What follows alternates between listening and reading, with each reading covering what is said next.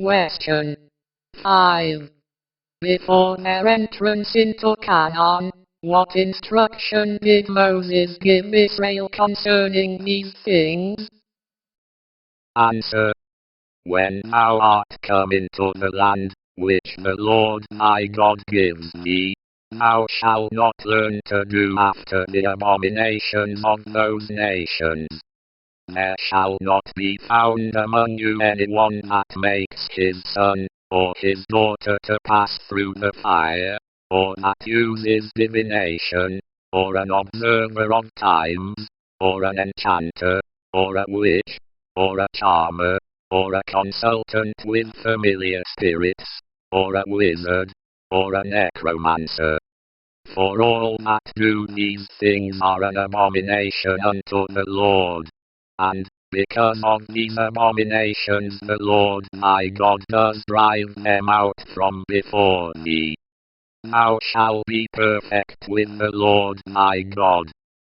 Deut.18:9-13.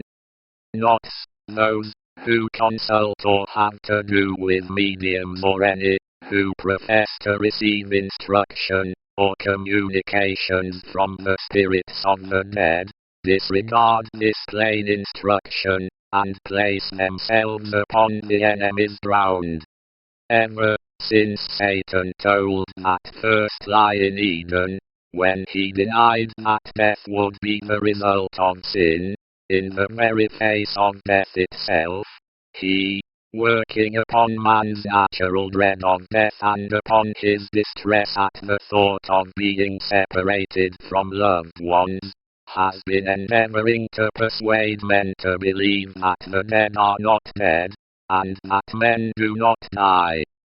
Idolatry, heathenism, spiritualism, occultism, and the whole brood of false isms of this kind, it will be noticed, deal very largely with death.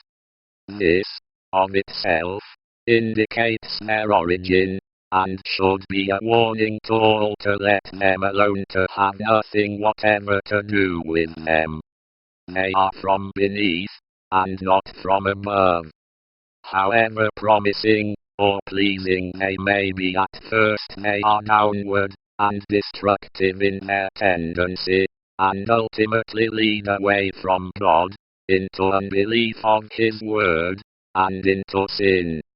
They promise life by denying death, and apparently make good Satan's lie in Eden, through the ministration and manifestations of evil angels representing themselves to be the spirits of the dead.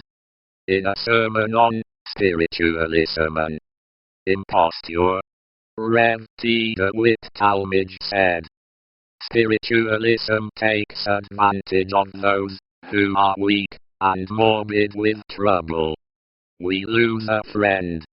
The house is dark, the world is dark, the future seems dark. If we had, in our rebellion and weakness, the power to marshal a host and recapture our loved one from the next world, we should marshal the host.